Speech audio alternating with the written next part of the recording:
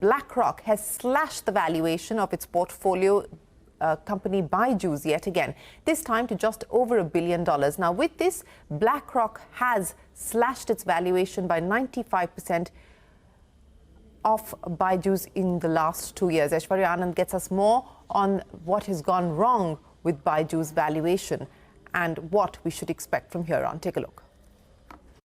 Blackrock has marked down the value of its holding in Byju, slashing the valuation of the edtech startup to a staggering $1 billion. This is a massive fall for Byju, which became the world's most valued edtech startup at $22 billion in 2022. Now, the first instance of valuation markdown for the edtech, Blackrock, which owns less than 1% of Byju, in May 2023 had slashed its valuation by 62% to $8.3 billion. In November 2023, Prosus had downsized the valuation of the edtech giant to below $3 billion. Prosus had then said Byju is a more challenged business and is confronting several headwinds. Peak 15 had also told its investors in its funds on July 26 that it is marking down its investment in the company over lack of visibility into its audited financials.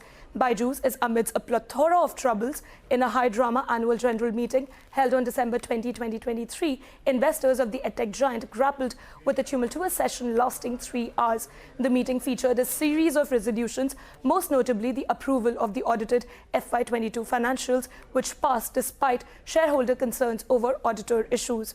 The edtech giant on November 4th had finally released its financial statements for the financial year 2021 to 2022. The company reported an EBITDA loss of rupees 2,253 crore in FY22, about 6.36% lower than the rupees 2,406 crore loss it reported in FY21.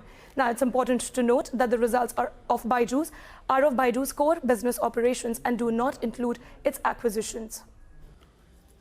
Aishwarya, many thanks for joining us. Shares of Nykaa dropping 3